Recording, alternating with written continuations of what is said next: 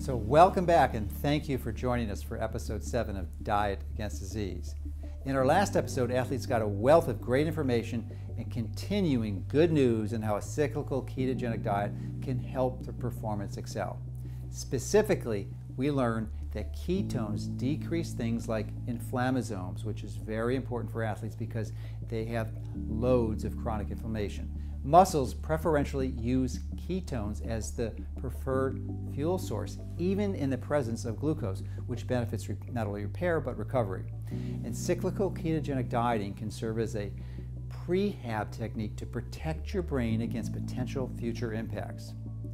It's also been shown to improve cognitive functions like balance and focus while elevating mood.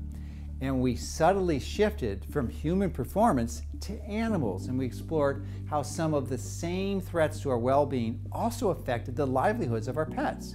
In this next video, we tackle some new subjects that have dire consequences if not treated early and with the right lifestyle changes. These are autoimmune and thyroid disease. If you've ever experienced brain fog, weight gain, difficulty concentrating, loss of energy, or joint pain, then you understand how debilitating these diseases can be. You'll learn about amazing transformation from a woman diagnosed with thyroid cancer who made significant lifestyle changes and became cancer-free and a walking miracle. You'll also hear from a woman who was on 32 different drugs for a long list of symptoms that threatened her quality of life every single day. She was angry and confused, yet absolutely determined to reclaim her health and well-being. She experienced a massive shift in her health when she ignored conventional medical advice and became her own advocate for her own health. As you'll see, these incredible true stories show the resiliency of the human spirit and the healing power of the body and mind when patients embrace the diet and lifestyle changes to defeat disease. My sister passed away and I got separated from my wife. And apparently my body just couldn't handle the stress of all that. And suddenly I started getting pains all over the place in my joints, in my tendons. And I went to doctor after doctor. And I was diagnosed with all sorts of things, including cancer. So I was diagnosed with all sorts of things, and none of which were actually real. They were just symptoms of other things. And I had burning joints, pairs of burning joints, and tendons that were just on fire. I couldn't walk without really excruciating pain. Everything was swelling, and he said, your body is just, it just can't handle the inflammation. It's like it's trying to put out fires everywhere, and you have to slow everything down and give it the proper technique. And how did it affect your quality of life? Oh, I got depressed. You know, an athlete who can't exercise is you know, almost fatal. And I really did get depressed, and I said, gosh, I'm never going to be able to walk again without pain. I was fearful of things. My world just sort of closing in on me. And he gave me the steps to get out of that. I had Hashimoto's, so autoimmune thyroid, from the time that I was probably 13. It was just undiagnosed, so my list of symptoms that I had were tremendous. And by the age of 25, I knew that I needed to change things. And I knew food was what I needed to change mostly. You know, I remember as a little girl trying to take tests and having all this brain fog and just all this confusion and not being able to figure out what was going on. And then as my menstrual cycle started, then I started to gain weight, and I think I gained almost 100 pounds from where I was. So now I'm overweight. I had severe anxiety.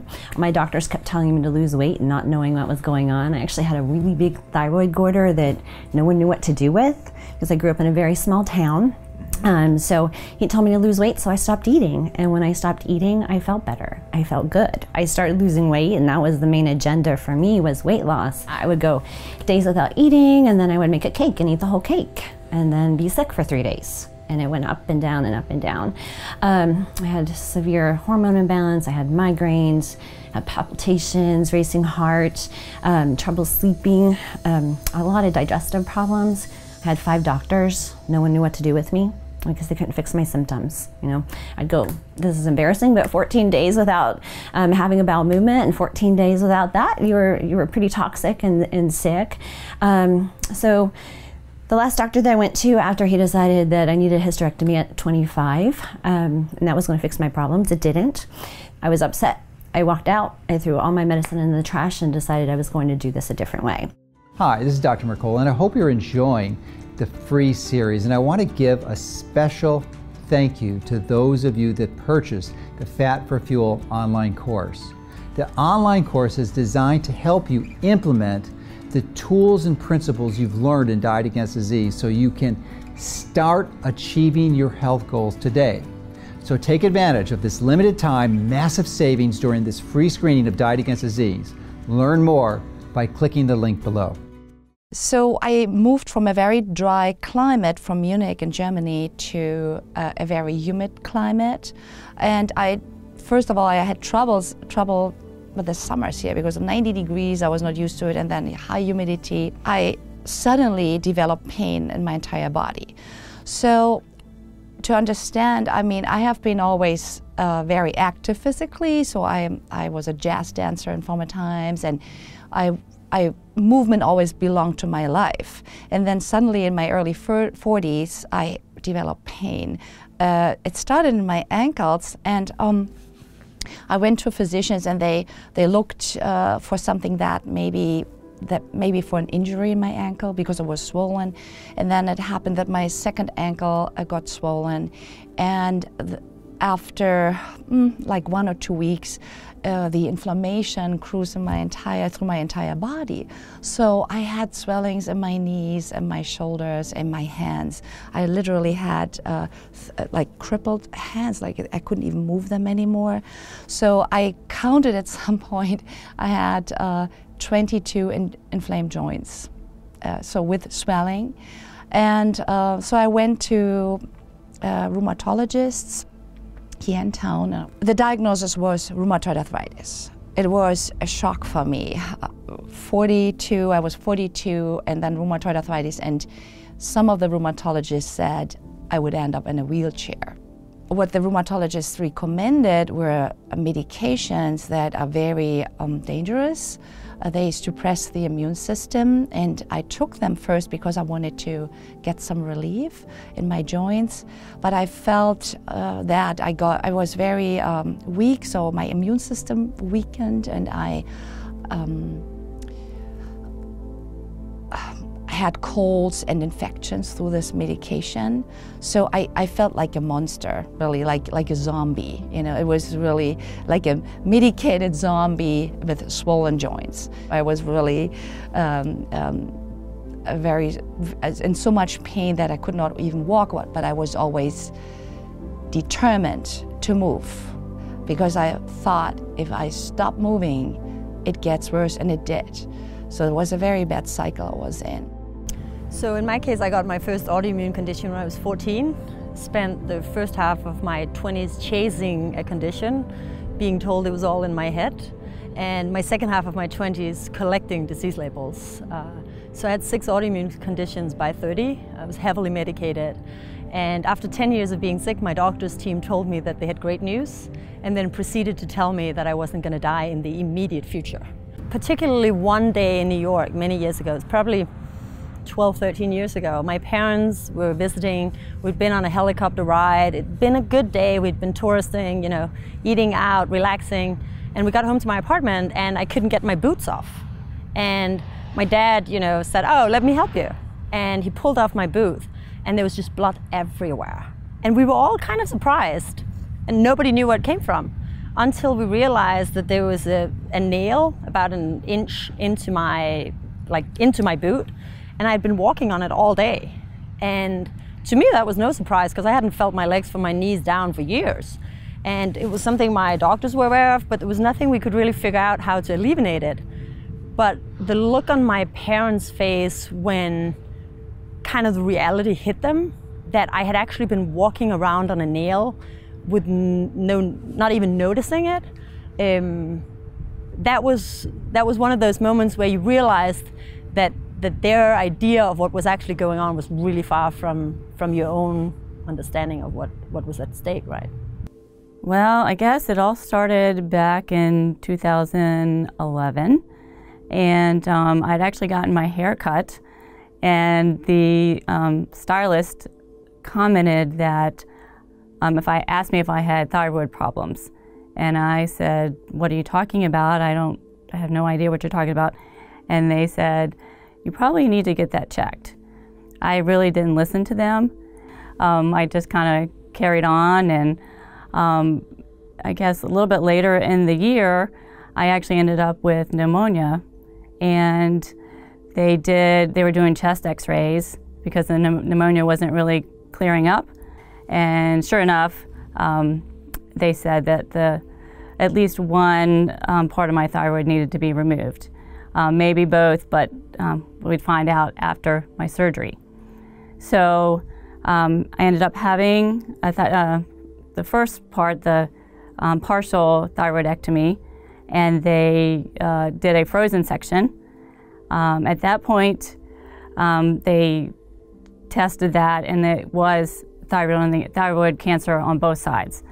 So at that point, it was a complete thyroidectomy.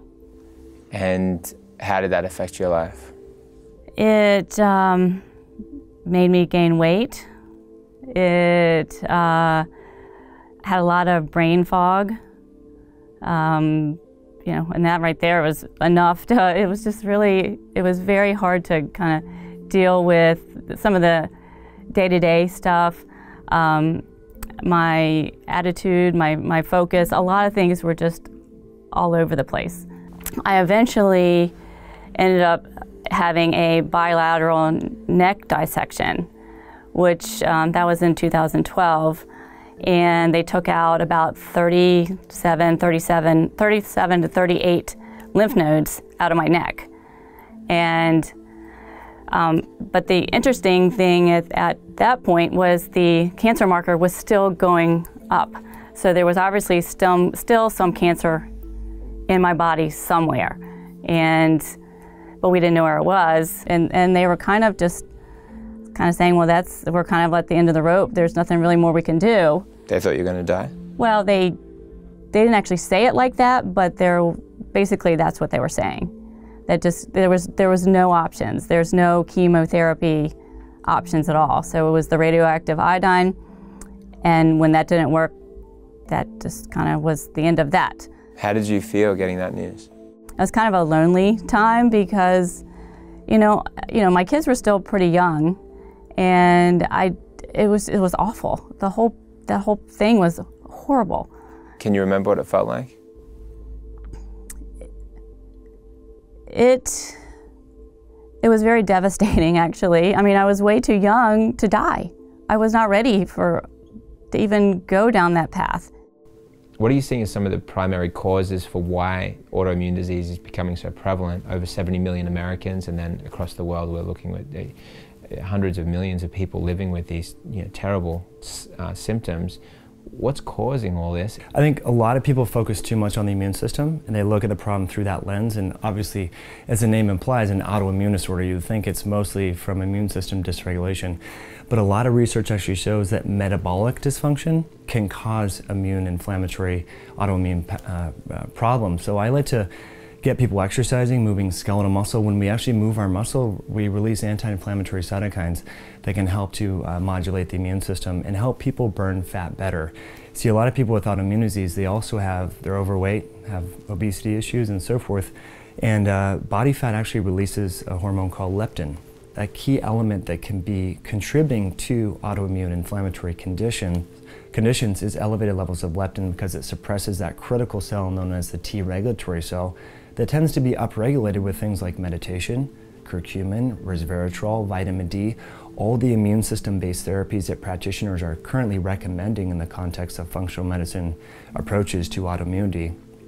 But just by doing fasted exercise with green tea or coffee beforehand, doing resistance training, burst type training, you can actually help to burn fat better and lower your leptin levels, which can take the burden off the immune system and make your immune system more tolerogenic, so that we can accept these and tolerate things like maybe periodic exposure to gluten or corn or wheat or soy that would normally trigger an immune system that doesn't have this tolerogenic T regulatory cell. Hi, this is Dr. Mercola, and if you're enjoying the education provided in this free film series, please share it with your loved ones by clicking on the link below. It makes a massive difference, as you'll be providing them with potentially life life-altering information to help them take control of their health. So I see a lot of immune dysregulation. Autoimmune disease is historically thought to be incurable, and most people come in with a particular diagnosis. So we can talk about like Crohn's or ulcerative colitis or neuromuscular diseases like MS, and they are on a trajectory where they have to, maybe take multiple medications to try to manage the progression and or the symptoms. And yet, even with that, oftentimes, they either become symptomatic again or, they break through the symptom control and they come looking for a new answer.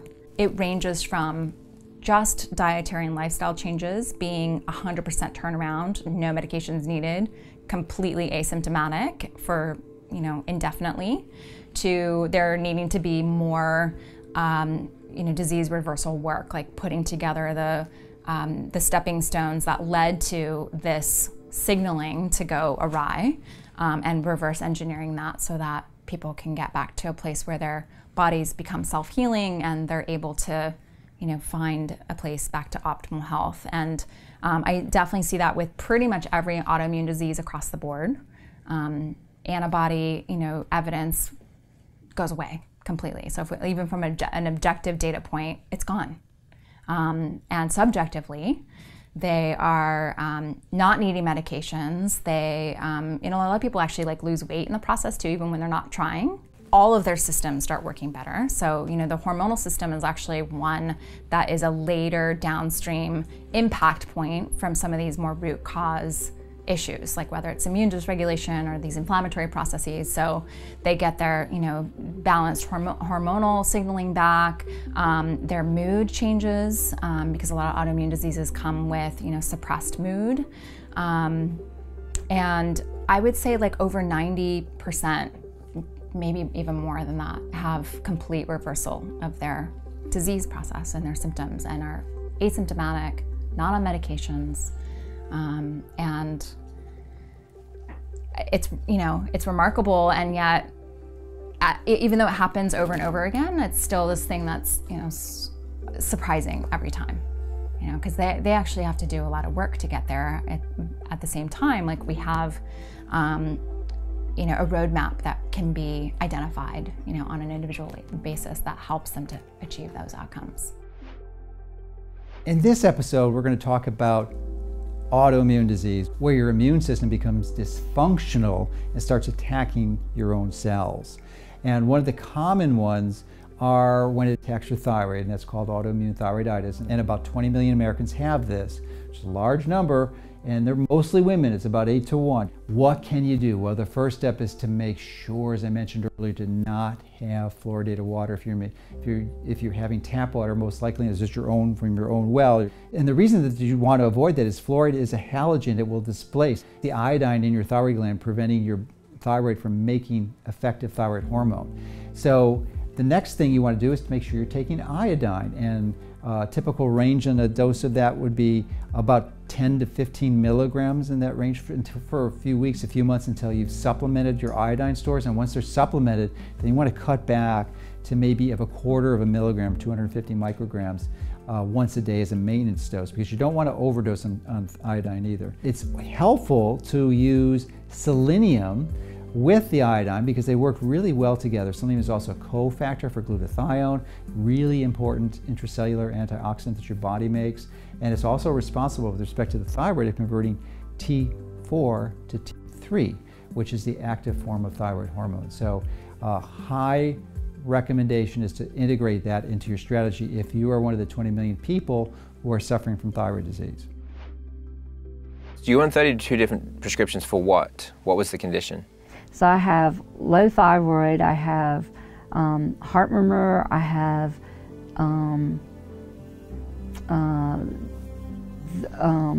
I've had a fatty liver and lymphedema in the legs, and let me see, oh my goodness, irritable bowel syndrome.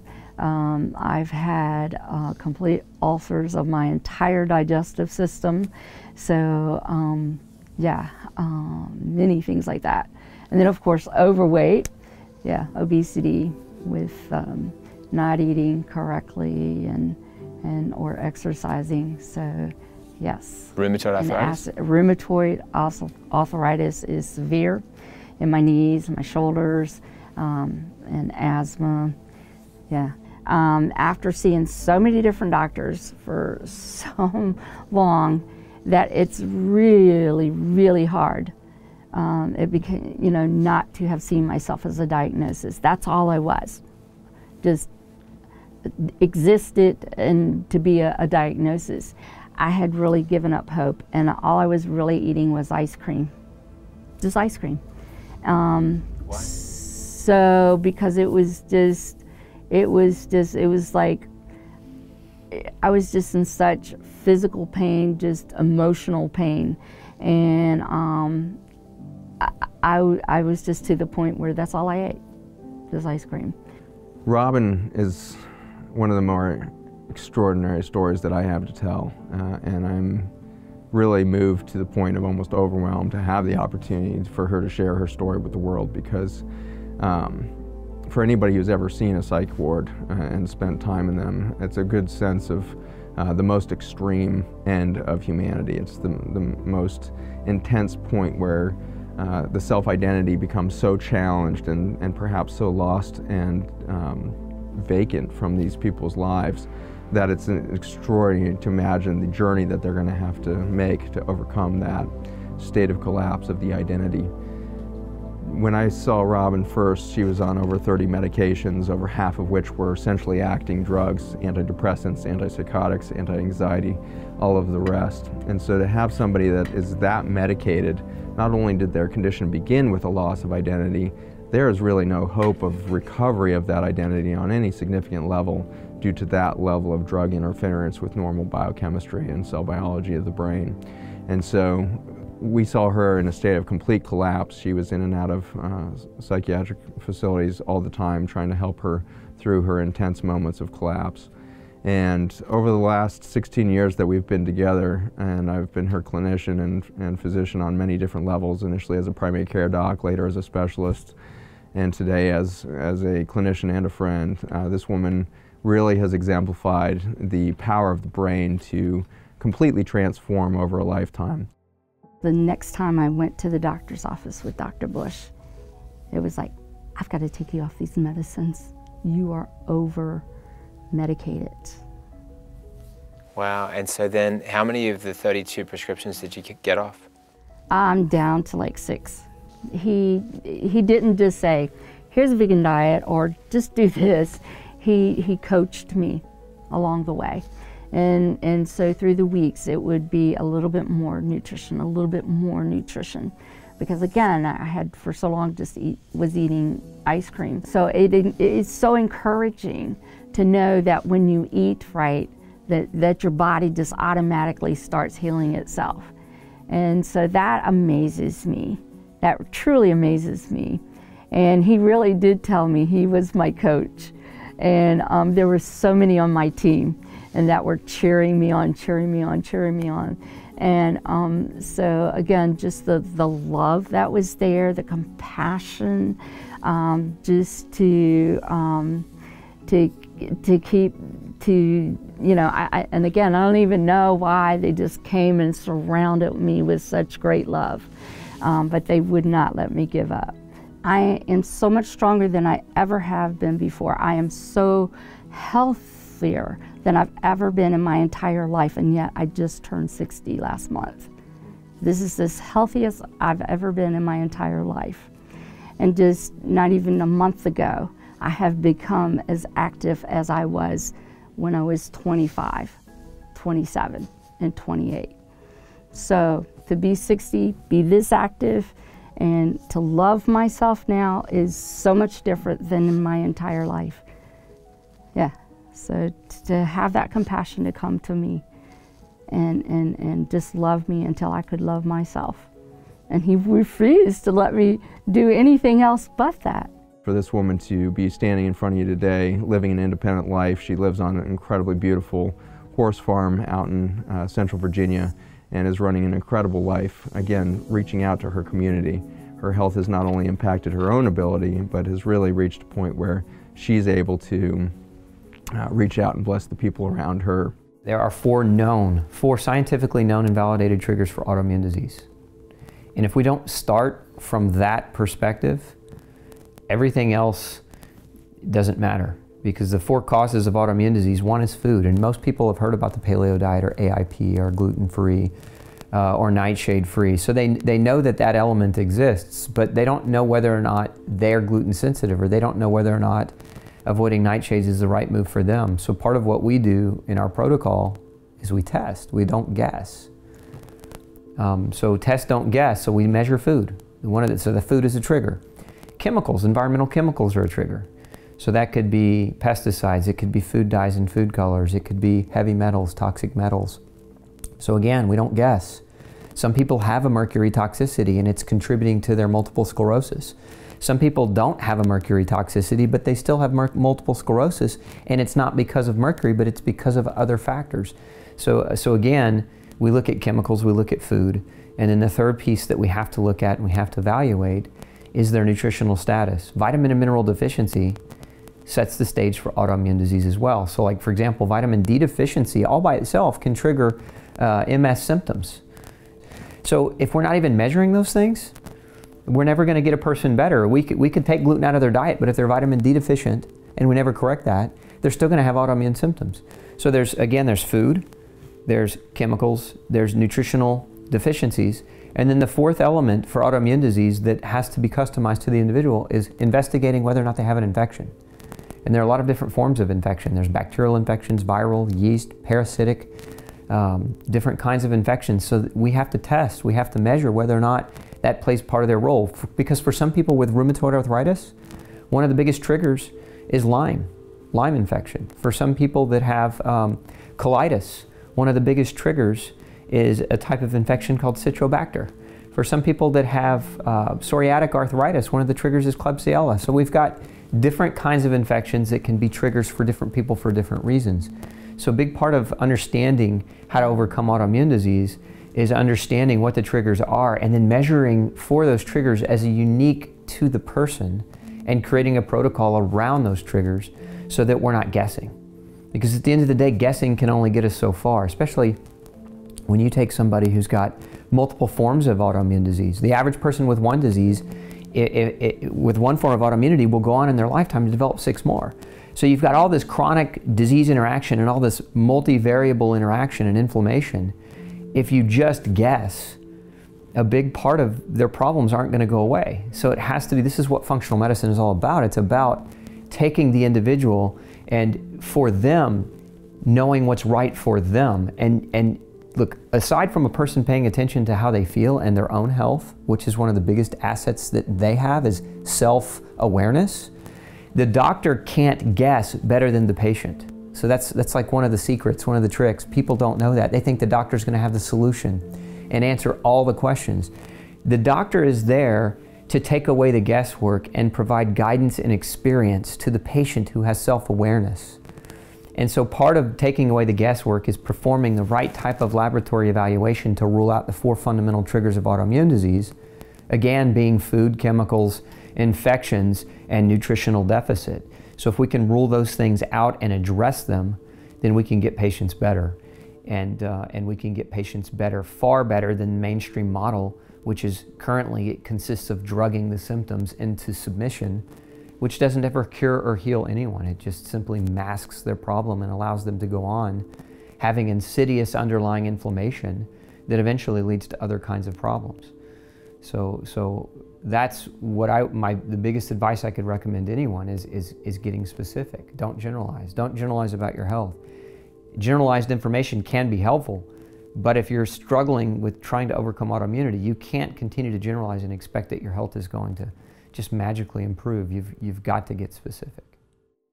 Well, so the very first consultation, I brought in a bag of medications that the previous doctors had given me, a bag.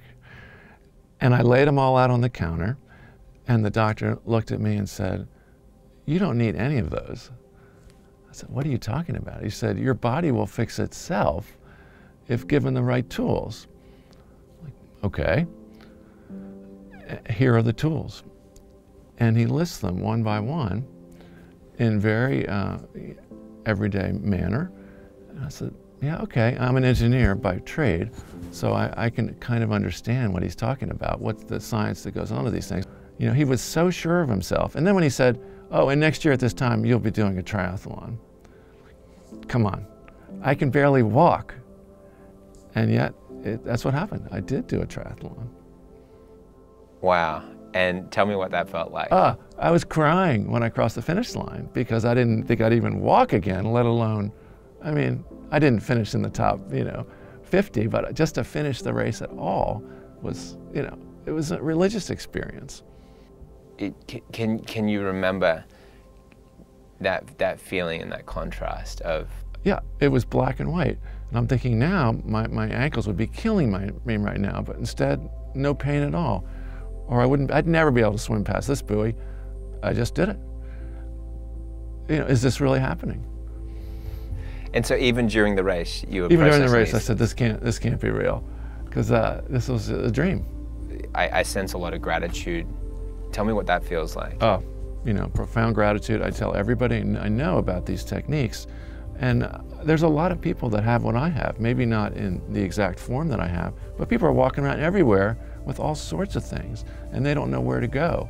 So as soon as I hear these stories, I said, hey, you got to try this guy or this guy. The whole practice of holistic is, is clearly the answer, but it flies under the radar. People don't know about this.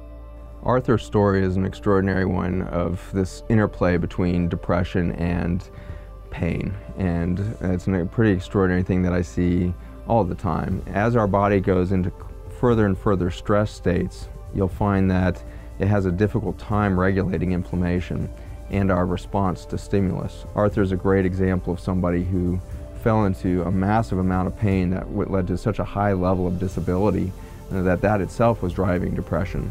But the depression perhaps was the beginning point of the pain. So we reach these vicious cycles between pain and depression that are very difficult to break. For Arthur, I think the touchstone that we were able to give him in clinic was, you still have all the capacity to heal. You actually are not broken. You're just a little stretched too thin, but you have all of the machinery to repair in your body. And if we build an environment around you that will slowly allow you to start reducing that vicious cycle and start to break those circles as they happen, you're going to be able to heal, not just some, you're going to be able to heal completely. And Arthur's living that today. I have totally changed my lifestyle, and because the Western medicine was not helping me at all. It was not, my markers were going up, and so when I changed my diet, somehow I have kind of cured myself by eating an alkaline diet. How does it feel to have done that? Oh, it feels amazing. I have so much more energy just eating healthy. Since I started with the alkaline diet, every time we do lab work, the thyroid globulin, who's the cancer marker, it actually keeps going down and down and down. So whatever it is, my diet is curing my cancer. Tami Wilkerson is a woman who has been on an amazing journey. Tami faced the challenging situation in which Western medicine came at her with one solution to her thyroid cancer, which was surgery. And this is kind of the story of where you keep doing the same thing and expecting a different result. And so she didn't get one surgery, she ended up with multiple surgeries and this huge neck dissection that removed all of the lymph nodes from her neck, most of the soft tissue from her neck, every ounce of thyroid from her neck, stripped it out of there.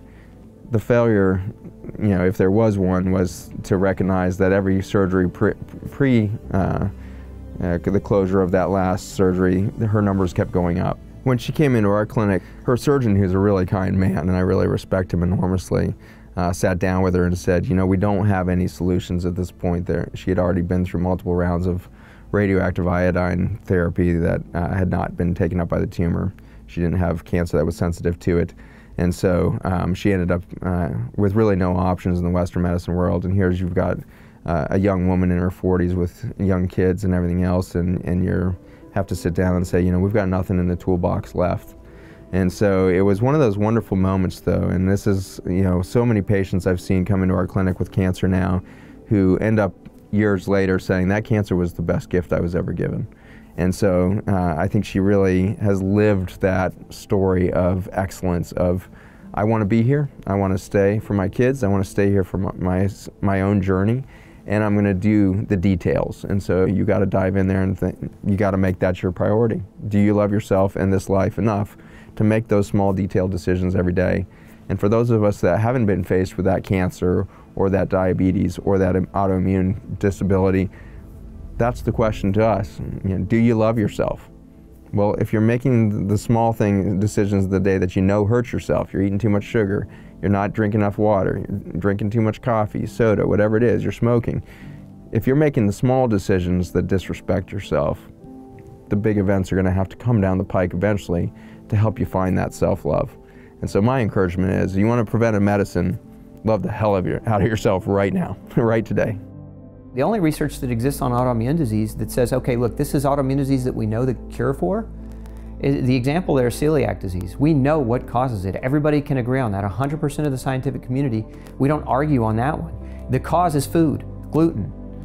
So wouldn't that make the best model of research study? Wouldn't you say, okay, we know the cause of one form of autoimmunity, why don't we use the same cause as a model to do studies for other forms of autoimmune disease? Doesn't that make sense? Wouldn't any scientist who's just thinking, like, consider that as a plausible possibility to explore? I tried to bring that concept to my attending physician, and basically they took the research that I brought in and they threw it in the garbage. They said, we're not doing it. And I couldn't do that. I just couldn't live the next 30 or 40 years of my life in a practice knowing people weren't getting better and knowing what the outcomes were going to be. I mean, that would have been the most miserable career and the most non-fulfilling career choice I could have made. So I'm glad I made a different choice. It was hard to make that choice because deviating from the status quo takes a little bit of courage. I mean, you know, for several years, I was demonized and I was ridiculed by a lot of colleagues for making the choice to stand up and say, this doesn't work, we're not going to keep doing it. That's insanity. I couldn't stay.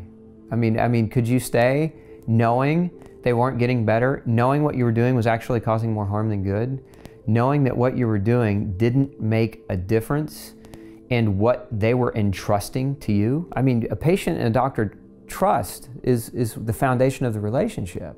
Somebody comes into me, if I give them information that's false or that's misleading or that isn't going to be helpful, what kind of a relationship are we going to have? We're going to have one where I create a dependency, where I set them up for lifelong dependency on expensive medications that don't really resolve their problem. And I can't live with that. I couldn't live with that. I mean, I was told not to practice nutritional elements, but I always had the conversation, have you considered your diet? Mrs. Jones, have you considered that your diet might be contributing to your autoimmune disease? And here are some foods that are very commonly known to contribute to the autoimmune inflammatory response. And so I would have those conversations with those people.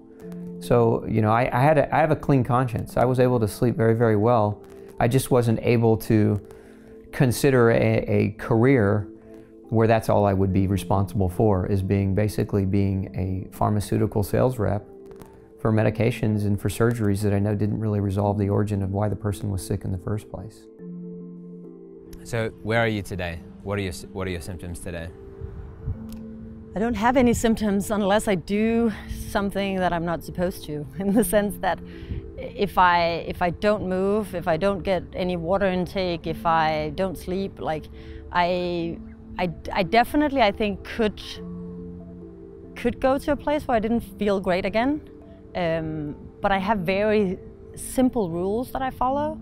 So for me, it was very important not to have any "you cannot do this" or "you cannot do that" rules. So for me, it was about extracting from the data what is the easiest and simplest ways of keeping your health the way it is. And it comes down to, you know, a 12-hour window from the last meal to the first meal, so that your body actually uses capabilities that it was given. It's about water intake, it's about a somewhat healthy diet. I think the most important part is really getting started, one foot in front of the other, and it's very simple. It starts with a cup of water, or it starts with a deep breath or a walk around your block, and then just building it up from there. It's more about getting started than it's about the end goal. Don't complicate it. Don't make it about 100 different things that you can't keep. Make it about the one thing that you think you can keep. Now, tell me about some of the turnarounds you've seen in some of the patients that have come through your clinic. We had a woman that came to us in 2012. She was actually the first lupus patient I've ever seen, because when I started out, it was all confounding cases. We didn't see labels. We treated people as if we didn't know what their diagnosis was. But she came to us in 2012, and she had had lupus for about 9 years. She had incurred more than $500,000 in costs for her insurance company, and had paid about $92,000 out of pocket. And we worked with her for 4 months in total, and we were able to take her from, in excess of $50,000 a year to less than $1,000 a year and sustain her up until today. So for me, those cases where you create value, not just in terms of quality improvement, but also really on a society scale, is interesting, because I do feel like autoimmunity has been undervalued and underserved for many reasons, and I think people will be able to actually pay attention to the autoimmune diseases a lot more in the future, because it's an epidemic and because it's going to be extremely costly with the drugs that's appearing. So I took the medication for a while, and then at some point a nurse she worked in a physician office, she gave me secretly a telephone number of a Chinese naturopath.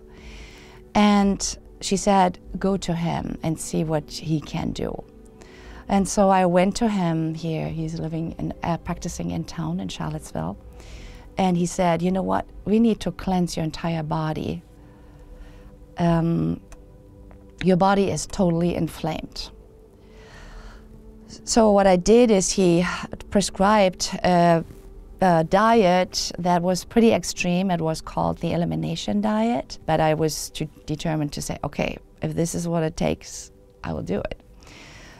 The interesting thing that happened to me was I felt, after 4 weeks, I felt really clean in my body. People said, you look like spacey, somehow very different. Everything changed in my body, and fortunately the inflammation reduced very slowly, but I felt there was less pain. So I discovered back then NIA. NIA is a combination of dance, martial arts, and yoga. And I told the teacher, I said, I'm coming here with my big shoes because I had inflamed balls of the feet and inflamed ankles. I said, I will come here with my rocking shoes. They were really big and huge, and please, that's how I look, and I don't care, but I want to have some fun. And so actually NIA was part of my healing journey as well, because I had so much fun. So we were dancing, and movement and dance made me forget the pain. Sometimes after the class, I had more pain, but I felt so happy that I could move. Even with restricted, I couldn't do everything, but I was within this class, and it felt good. And everyone was very supportive, and everyone said, that it is great that I was doing this. So that was another very important part of my healing journey. So for me, I'm very grateful. I'm very grateful for what happened, and actually rheumatoid arthritis has helped me to change my life, and I live a much healthier life than ever before. And my goal is, now that I'm getting older, to become more fit and more healthy in another way than before. So I don't need to run a marathon. I don't need to compete. I just want to be healthy and healthy fit.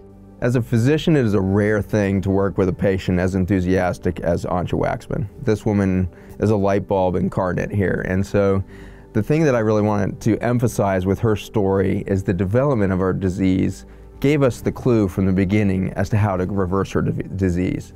And so it's one of those critical moments as a physician where somebody walks in and says, I've been diagnosed with rheumatoid arthritis or cancer, it doesn't matter what. I've got a diagnosis, and you can start thinking about the physiology of the inflammation and the disease and the drugs that manage it. But if you just stop for a moment and say, when did you get this condition? You can find your answer like in an instant, and as to how you're going to reverse that completely. And so I think the classic statement here is, you want to heal? You can heal anything. What were you doing at the moment that the thing happened? Do the opposite, you know? And so that's exactly what Antje did. So she moved from Germany to the United States, totally different food industry. This was around the year 2000. So GMO was just entering the environment in the 4 or 5 years before this in the United States, but had not entered and penetrated the EU yet. And immediately her gut lining started breaking down, and her immune system that lies within that gut started getting exposed to the outside world. So the secret was she moved from non-chemical to chemical environments, so the secret to get them back out of that is stop the chemicals. And so that was what her journey really involved. You talked about her coming from the EU, Germany specifically, and the herbicides not being prevalent there where she was. And so do you believe that that was what was one of the most crucial factors that set her over the edge? I do believe that strongly. Loss of nutrients in that food is a big problem, because the start of use of glyphosate and some of these organophosphate chemicals as weed killers, that time period started in the 70s and 80s, and immediately it was robbing our soil and our plants of nutrients, of the medicinal quality of the plant. When you identify what the problem could be, then you look, okay, well, if that's the problem, then I think that this could solve it. And so then what did you do to assist her gut? Was that the primary thing that you're going after, and what was the result of it? Primary effort was to go after the gut lining, and it's such an amazing story that nature has this embedded grace in it. You know, Mother Earth has this grace that she's dialed into her history to protect us from our biggest mistakes. What I mean by that is that here we are poisoning our soils with chemical farming, like in a way that we've never even, touched in human history, destroying the quality of soil, destroying the ecosystem within it, the bacteria, the fungi, this huge diverse ecosystem like a coral reef or a jungle, demolished by that chemical antibiotic type environment of these chemicals. The secret to her success was, certainly change the food environment, keep moving, and then when she found our clinic, we had this last massive piece of the puzzle of put the communication network back into the body that comes from that huge bacterial ecosystem and watch the healing happen. And so it really took her last mile that she needed to go. I want to emphasize that she made it, 99 miles just on her sheer energy, her movement, her daily exercise, and her daily dedication to organic food and the avoidance of the American food industry, and trying to get herself back to that more German roots that she had. So she had gotten so far, but for me, I knew that that was the piece we could really contribute in the end, is put back this bacterial intelligence. And so we have a dietary supplement that we use there. That supplement is called Restore, and that's based on the bacterial information from soil that's some 50 million years old. And it happens to have an antidote type effect to the glyphosate chemical as it reacts with the bow wall and the Velcro type structures therein. And so it's an extraordinary story that here we are poisoning the earth with a chemical, and yet Mother Earth 50 million years ago put in that same soil the solution and the antidote to that chemical. That's grace. So how do essential oils affect autoimmune disease, and namely thyroid disease? The key to thyroid disease, according to Dr. Mark Hyman, the foremost expert in functional medicine, is inflammation. We have seen that inflammation is primarily the root cause of virtually every autoimmune condition that we have. It causes the body to attack itself. And so when we're looking at thyroiditis, what causes inflammation of the thyroid? Because we see that acute thyroiditis turns into chronic thyroiditis, which has been a direct correlation between hyper and hypothyroidism. So to me, my focus on helping people attack and not only treat but prevent autoimmunity is to lower the inflammatory response in the body. You have to have a solid diet. You have to make sure you have a good, wide approach, a good holistic approach to health. Like I always say, if you're going to McDonald's every day and using essential oils, it's like 1 step forward, 2 steps back. So you need to take the advice of everyone in this docu-series. You need to make sure you have a fantastic we're talking ironclad, bulletproof diet, regular exercise, you're emotionally detoxing, you have a good balance, spirit, soul, and body. And when you're using essential oils, keep focus of the ones that are high in the chemical 1,8-cineol, chemicals like menthol, which are been shown to be anti-inflammatory. And you can ingest several essential oils or you can apply them topically. Some of the key essential oils that are anti-inflammatory are eucalyptus radiata, eucalyptus globulus, lavender, peppermint. There was one study, this is interesting, about synergy with essential oils. One thing people don't realize is there's this misnomer that says there's an oil for that, right? So you're trying to treat a disease with an oil, like the medical doctor is trying to treat a disease with a pill. Well, it's not always a one-shot deal. There's not always a magic bullet, a silver bullet, so to speak. So what researchers have found was they've taken 2 very well proven essential oils, caraway and peppermint, and they applied an internal solution to see how those anti-inflammatory oils helped with gut health. Okay, so in a time-release capsule, that's really key. You just can't put a drop of oil in your mouth. It will never reach your gut. So the key example here is gut health. Within 14 days of applying this internal solution, peppermint didn't do too much with the inflammation. Caraway didn't do much at all when it came to the inflammation or pain, but combined, it had a combined synergistic effect where it reduced pain and inflammation up to 50% just after 14 days. So if you have a chronic inflammation problem, if you're trying to battle thyroiditis or Hashimoto's or any autoimmune condition, try this. Try creating a capsule or try creating an anti-inflammatory solution that you can internalize, which would be 2 drops of caraway, 2 drops of peppermint. Fill that in a 0000 capsule, which you can buy online. Ideally time release, which means that it will not start to digest until it gets further down your GI tract, and take that solution twice a day. Try that for 14 days, just like the research study suggests. Be sure you put a carrier oil in it that helps the body absorb the oil, actually helps prevent any sort of mucous membrane irritation. Try that. And if that doesn't work, well, try another anti-inflammatory oil. There are a number of them, and I have a whole list of anti-inflammatory oils on my website. Cumin is a good one, oregano, lavender. It's about finding the ones that work for you. How much of that carrier oil would you put in that? You actually use enough carrier oil to fill the capsule. So whatever the capsule is, you just put 2 drops of caraway, 2 drops of peppermint, fill that with a carrier oil, whatever, an edible one like coconut, almond, jojoba, and you just take that twice a day. So I realized when I threw all my medicine in the trash and changing my diet, my husband actually thought that I didn't know what I was doing. Like I was losing my mind. All these symptoms weren't really real. But as I changed my diet, that was the biggest thing. It was gluten and dairy, getting those out of my diet brought such a weight off of me that I felt so much better. I felt more in control of things. And so as food improved things, and then I started getting into some supplements that were really helpful, and it was able to help me balance my adrenal glands. And as I balance the adrenal glands, then that improves thyroid function. And so knowing that everything is connected to everything else in the body is really helpful for everyone to know that you can't just look at one thing. Otherwise, you'll never get better. Awesome. And so did you improve? Oh, absolutely. Absolutely. I feel better in my 40s than I did in my teens and 20s. And so there's no going back for me. And that's why when I go out to eat, I actually eat what I'm supposed to eat. And I watch other people around me just shoving onion rings in their mouth or bread, knowing they're going to feel bad the next day. But I'm not that person. How did getting better improve the other areas of your life?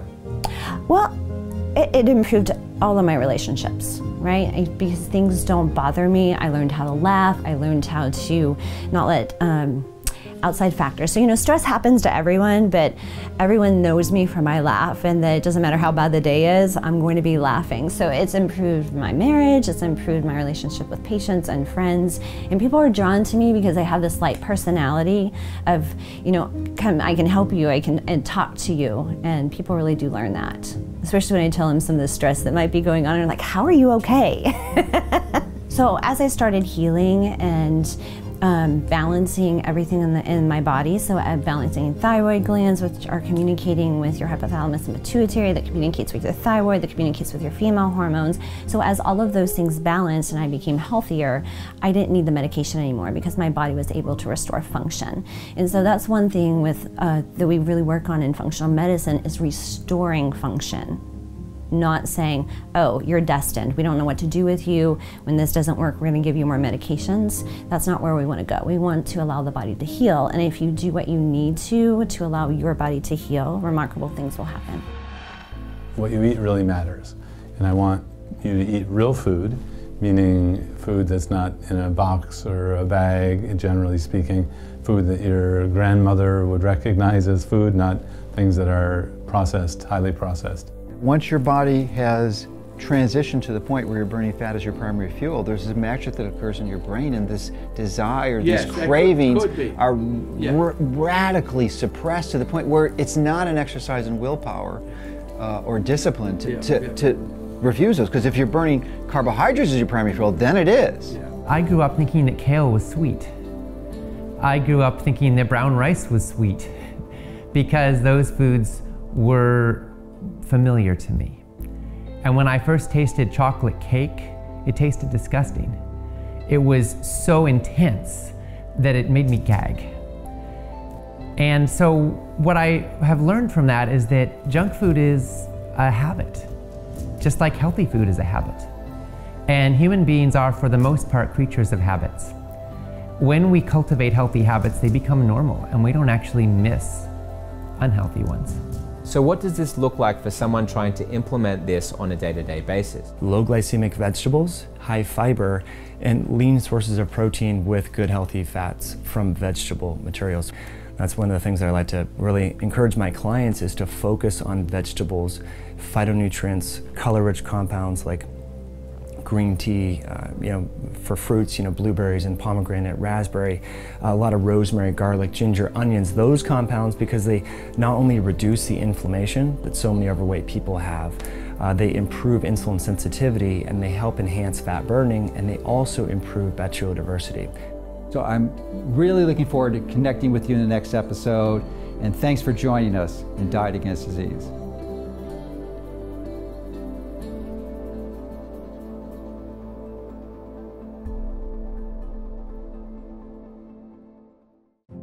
Hi, this is Dr. Mercola, and if you've enjoyed the Diet Against Disease series, then I know you'll love to take the next step on your journey to optimal health. My new online course, based on my best-selling book, Fat for Fuel, will help teach you to do just that. You'll learn how you can help implement the things you've seen in Diet Against Disease series, like the cyclical ketogenic diet, removing toxins from your life, and restoring your microbiome, and so much more.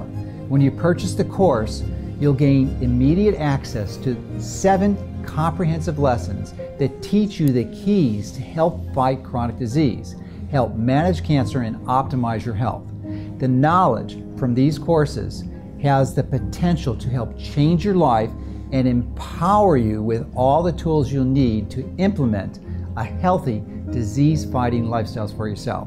Normally, this course costs $299, but if you act today, you can get it for the limited time discount price of just $199. All you have to do is click the button below and sign up today.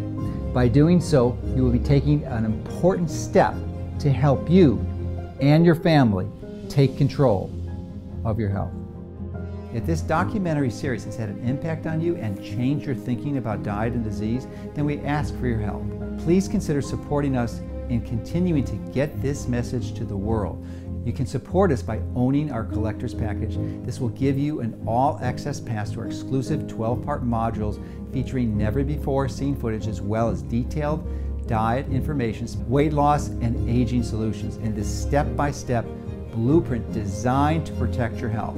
This really powerful package is also perfect for those who want to use our detailed program for preventive, proactive measures. So by owning the Diet Against Disease Blueprint today, you'll also unite with us in our mission to save even more lives as we donate a large portion of all sales to charities, including Dr. Seyfried's groundbreaking cancer research, which could change the way the entire world treats cancer. And literally, at least in the United States alone, cut down on 1,500 needless deaths from cancer every day. Together, we can make a difference and begin solving some of the world's most frustrating and devastating medical issues with sound, natural, safe, effective, low-cost health principles. So take action now, and let's help you live the life you envision for yourself and the benefit of your loved ones.